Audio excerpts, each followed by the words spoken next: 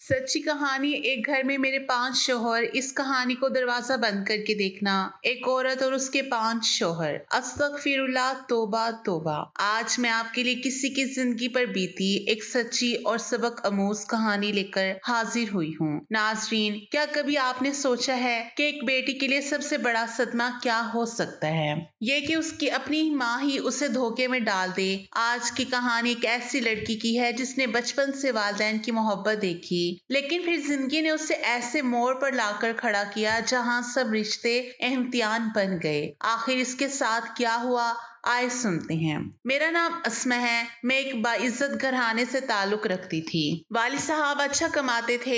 उनका अपना बिजनेस था। मेरे वालिदैन में आपस में बहुत मोहब्बत थी, लेकिन वालिद साहब को शक की आदत थी। अक्सर अम्मी से कहा करते कि जिस रोज तुमने बेवफाई की मैं जहर खाकर मर जाऊंगा। मेरी वालदा एक शरीफ औरत थी। वह हमसे बहुत ही प्यार करती थी। उनका एक कजन था जो उनसे उम्र में 10 वर्ष छोटा था। कहती थी कि ये बहुत छोटा था जब उसके वालिदैन का इंतकाल हो गया था। तब वालदा ने ही उसे पाला था। तभी से ये हमारे घर में एक फर्द की तरह रहता था। उसका नाम असद था। असद अक्सर हमारे घर में अम्मी से मिलने आता। तभी अम्मी और अब्बू की तकरार हो जाती। असद के जाने के बाद वालिद कहते कि तुम्हारा ये कजन मुझे पसंद नहीं है, इसे कहो कि ये हमारे घर ना आया करे। वालदा जवाब देती, खुद मिलने आ जाता है, मैं इसे मना नहीं कर सकती। यतीम है, इसका दिल टूट जाएगा।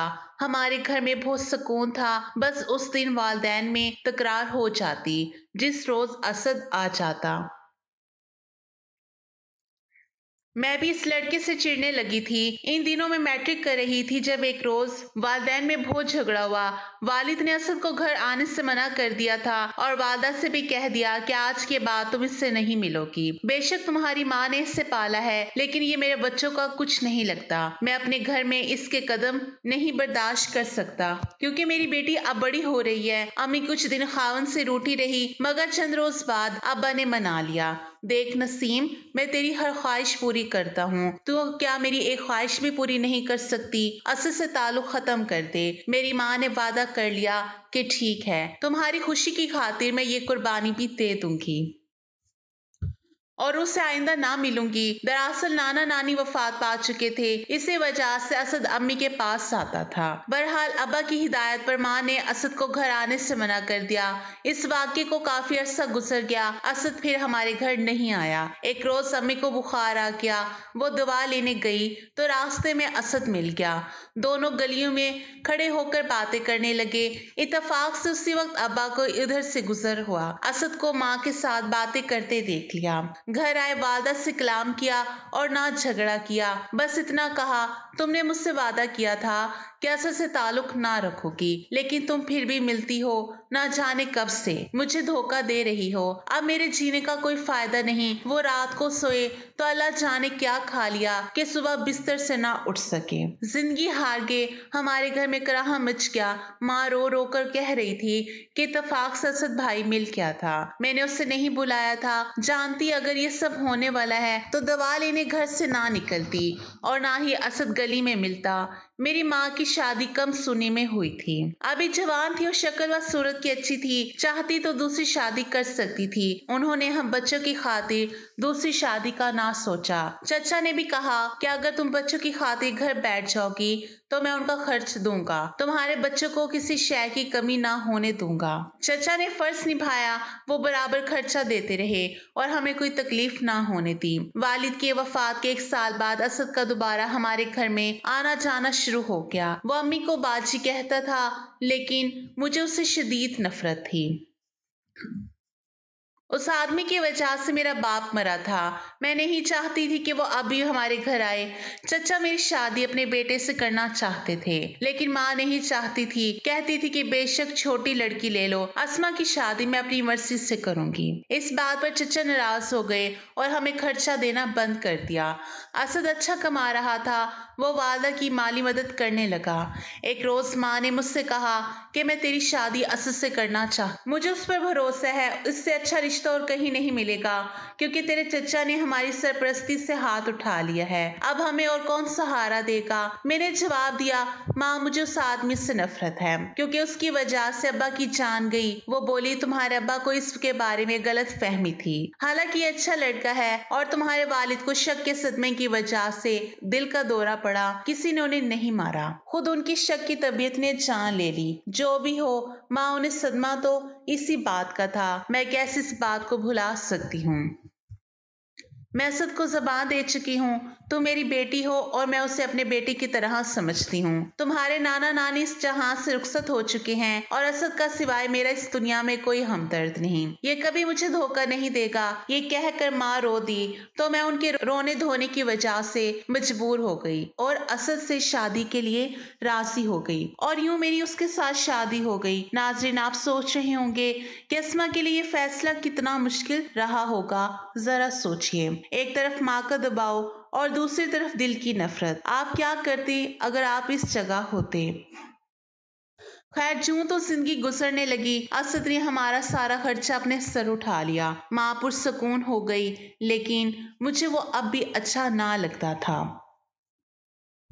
دل نے اسے قبول نہ کیا، سیدھے منہ سے بات نہ کرتی، بے رخی سے جینے پر مجبور تھی۔ ساتھ نہ رہتی تو کیا کرتی؟ اسد ہفتے میں 5 دن ہمارے ساتھ رہتا تھا۔ ایک دن اسد مجھ سے کہنے لگا کہ تم میری پڑوسن کے پاس 2 دن جا کر رہو، کیونکہ وہ ہسپتال میں ہے اور اس کے ہاں دیکھ بھال کرنے والا کوئی نہیں ہے۔ اس کی ماں گھر پر نہ تھی، وہ بازار سے سودا صرف لینے گئی تھی۔ میں کیوں تمہاری پڑوسن کے پاس جا کر رہوں، جبکہ میری سے واقفیت بھی نہیں ہے؟ تم واقف نہیں ہو، میں تو ہوں۔ جلدی کرو، چادر اوڑھو اور تیار ہو جاؤ۔ مجبوراً وہ مجھے ایک وارڈ میں پہنچا کر واپس چلا گیا۔ وہاں اس کا ایک دوست بھی موجود تھا۔ اس آدمی نے مجھ سے پوچھا، آپ اسد کی کون ہے؟ میں نے بتایا کہ میں اس کی بیوی ہوں۔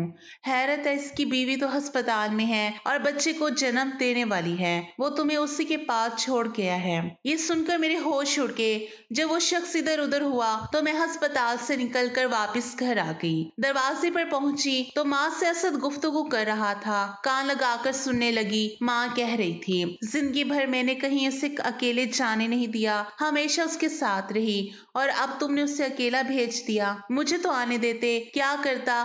وقت ہی ایسا ہے کہ دیر نہیں کر سکتا۔ چلو میں اب تمہیں بھی لے چلتا ہوں۔ مجھے لگا جیسے ماں کو علم تھا کہ اسد پہلے سے شادی شدہ ہے، پھر بھی اس نے مجھے سوتن پر بیاہ دیا تھا۔ ایک بیٹی کے لیے اس سے بڑھ کر کیا صدمہ ہو سکتا ہے کہ اس کی ماں اسے بتائے بغیر سوتن پر بیاہ دے۔ مجھ سے یہ صدمہ برداشت نہ ہو سکا اور میں گھر سے کچھ دور خالہ کے گھر چلی گئی، جو میری والدہ کی دور پار کی رشتے دار تھی۔ میں جاتے ہی خالہ کے گلے لگ کر رونے لگی۔ انہوں نے مجھے پیار کیا اور دلاسا دے کر پوچھا، بیٹی کیا ہوا ہے، کیوں رو رہی ہو؟ انہیں ساری بات بتا کر کہا، اماں اور اسد نے مجھے دھوکہ دیا ہے، میں سوتن کے پاس ہسپتال جا کر رہنا نہیں چاہتی، بلکہ میں گھر ہی واپس جانا نہیں چاہتی۔ اسی وقت خالہ کا بھانجا آ گیا۔ اس نے خالہ سے کہا، اگر یہ گھر جانا نہیں چاہتی تو زبردستی نہ بھیجنا، ورنہ بڑا جھگڑا ہو جائے گا۔ بہتر ہے کہ اسے میری ماں کے پاس بھجوا دو۔ تم پہلے اس کی والدہ اور خاوند سے بات کرنا، پھر اس کے حوالے کرنا۔ خالہ جی ایک سیدھی سادی عورت تھی۔ انہوں نے اعتبار کر لیا اور اپنے بھانجے سے کہا، اچھا تو اسے اپنے گھر لے جا اور 2 دن بعد واپس لے آنا۔ وہ شخص جو کام کرتا تھا، اس کا علم خالہ جی کو نہیں تھا۔ اس کا رابطہ ایسے گروہ سے تھا جو نوکریاں دلوانے کے بہانے غریب اور ضرورت مند خواتین کو بیرون ملک بھجواتے تھے، لیکن وہ انہیں وہاں لے جا کر فروخت کر دیتے تھے۔ اس شخص کا نام جمیل تھا۔ اس نے مجھے راستے میں کہا، تم اپنے شوہر کے ساتھ رہنا چاہتی ہو یا نہیں؟ میں نے کہا، میرا بالکل دل نہیں چاہتا اس کے ساتھ رہوں۔ ماں نے زبردستی اسد سے میری شادی کی ہے کیونکہ وہ ہمارے گھر کا خرچہ اٹھاتا ہے، ورنہ مجھے تو اس سے شروع دن سے نفرت ہے۔ میرے جواب میں وہ کہنے لگا، تو پھر ایسا کرو، گھر مت جاؤ اور میرے ساتھ چلو، وہاں اور بھی ضرورت مند عورتیں ہیں، ہم انہیں ملازمتیں دلواتے ہیں، میں تمہیں بھی ملازمت دلوا دوں گا، اپنے پیروں پر کھڑی ہو جاؤ گی۔ جب کوئی عورت خوشحال ہو جاتی ہے تو وہ کسی کے محتاج نہیں رہتی۔ میں اس کی باتوں میں آ گئی اور اس کے پیچھے چل پڑی۔ اس نے 2 دن بعد مجھے طلاق نامہ لا کر دیا کہ دیکھو یہ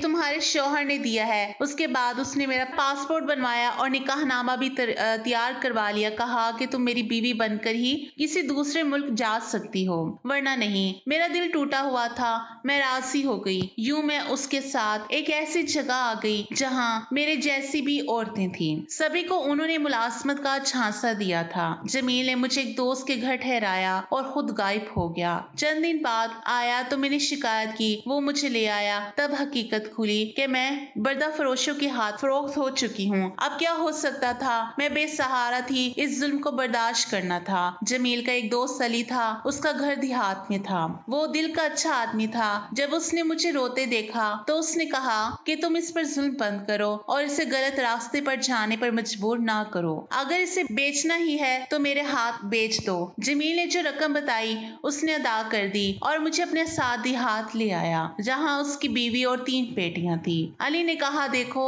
یہ دنیا بری جگہ ہے اور ایک بے سہارا عورت کے لیے کسی جہنم سے کم نہیں۔ اگر عزت کی زندگی چاہتی ہو تو مجھ سے نکاح کر لو، سوتن اور میرے بچوں کو بھی قبول کر لو، ہو سکتا ہے تم سے میری اولاد نرینہ ہو جائے۔ کہانی یہاں تک پہنچی ہے کہ دھوکہ ہر طرف سے مل رہا تھا۔ سوال یہ ہے کہ آخر اسما کے نصیب میں سکون کہاں تھا؟ کیا واقعی قسمت اس کے لیے کوئی نیا دروازہ کھولنے والی تھی؟ خیر، میں نے جواب دیا، تم نے بھی میرے ساتھ دھوکہ ہی کیا ہے۔ جو دھوکہ اسد اور میری ماں نے کیا وہی تم نے کیا ہے۔ سوتن مجھے برداشت نہیں تھی اور تمہاری عمر اسد سے بھی زیادہ ہے۔ علی بولا دیکھو اسما، چاہو تو میں دوبارہ تمہیں جمیل کے حوالے کر آتا ہوں، لیکن وہاں جس راستے پر وہ تمہیں چلائے گا وہ ٹھیک ہے یا اس زندگی سے عزت کی یہ زندگی بھلی نہیں ہے؟ میری بیوی نیک دل ہے، اسے میں نے بتا دیا ہے، وہ تمہیں قبول کر رہی ہے، تم کیوں اسے قبول نہیں کر سکتی؟ میں نے بہت سوچا، کچھ سمجھ میں نہ آتا تھا، مگر چاہتی تھی کہ علی مجھے عمر بھر یوں ہی گھر میں پناہ دے دے تو میں رہ لوں گی اور اس کی بیوی کا بھی کام کاج میں ہاتھ بٹا دیا کروں گی، لیکن وہ یہ بات قبول کرنے پر راضی نہ تھا۔ کچھ ماہ بعد علی کے گھر رہی اور سوچتی رہی، لیکن مجھے کوئی راستہ نظر نہ آیا۔ بالآخر یہ عمر رسیدہ شخص مجھے اچھا لگنے لگا کیونکہ وہ واقعی اچھا انسان تھا۔ میں اس کی ماں کے ہمراہ علیحدہ کمرے میں رہتی تھی۔ وہ بھی مجھے سمجھاتی کہ دیکھو میرے بیٹے کی بیٹیاں ہیں اور کوئی بیٹا نہیں ہے، اس کی بیوی مزید اولاد پیدا کرنے کی قابل نہیں، اس کی عمر ڈھل چکی ہے، اپنے شوہر سے کافی بڑی ہے اور اس کا آپریشن بھی ہو چکا ہے۔ مجھے اب علی کی دوسری شادی کرنی ہے، اگر تم مان جاؤ تو تمہیں سہارا مل جائے گا اور ہمیں بہو مل جائے گی، ہم سب تمہارا بہت خیال رکھیں گے۔ علی کی ماں کے روز روز سمجھانے پر بالآخر میرے دل پر اثر ہوا۔ پھر میں نے ان کی سادہ دلی اور اچھائیوں کو قریب سے دیکھ لیا تو اس گھر کو قبول کر لیا، اور کوئی چارہ بھی نہ تھا۔ یوں میری شادی علی سے ہو گئی۔ اس نے باقاعدہ شادی کی تقریب کی، ولیمہ ہوا اور علی نے اپنی برادری میں مجھے اچھے طریقے سے متعارف کروا دیا۔ جب میں علی کے بیٹے کی ماں بن گئی تو اس گھر کے ہر فرد سے محبت ہو گئی، کیونکہ ان لوگوں نے بھی مجھے بہت ہی زیادہ محبت دی تھی۔ سچ ہے کہ محبت میں ایسی طاقت ہے کہ ہر شے کو بدل دیتی ہے۔ سوتن کے بچے مجھ سے بہت پیار کرتے تھے، میری عزت کرتے تھے، تو مجھے بھی ان سے پیار ہو گیا۔ وہ میری ہر بات مانتے، میرا کام دوڑ دوڑ کر کرتے تھے۔ ایک بار میں بیمار پڑی تو سوتن کی بیٹیوں نے میری دیکھ بھال کی۔ جب میرا بیٹا کچھ بڑا ہو گیا اور علی بیمار پڑ گئے تب بھی بیٹیاں ان کا خیال رکھتی اور مجھے کام نہ کرنے دیتی۔ وقت گزرتا رہا اور میں اسی گھر کی ہو کر رہ گئی۔ اب بیٹا جوان ہو گیا کہ اگر علی نہ ملتے، اب بیٹا جوان ہو گیا ہے، اب سوچتی ہوں اگر علی نہ ملتے تو نہ جانے میرا کیا حشر ہوتا۔ آج کم از کم محفوظ تو ہوں۔ بیٹے کی ماں ہونے میں مجھے جینے کی آسرا مل گیا۔ خوش ہوں کہ اپنے گھر میں سکون سے ہوں۔ کبھی ماں کی یاد آتی ہے تو دل دکھی ہو جاتا ہے۔ اللہ کرے وہ جہاں ہو خوش ہو اور مجھے بھول کر بھی یاد نہ کرے، ورنہ جیسے اس کی یاد مجھے اداس کر دیتی ہے، میری یاد بھی اسے اداس ہی کرے گی۔ ناظرین، زندگی نے اسما کو کئی دھوکے دیے، لیکن آخرکار اسے ایک ایسا سہارا ملا جہاں عزت اور سکون نصیب ہوا۔ یہ کہانی ہمیں یہ سبق دیتی ہے کہ شک اور دھوکہ انسان کی بنیاد ہلا دیتا ہے، لیکن صبر اور سچی نیت آخرکار نیا راستہ دکھا دیتی ہے۔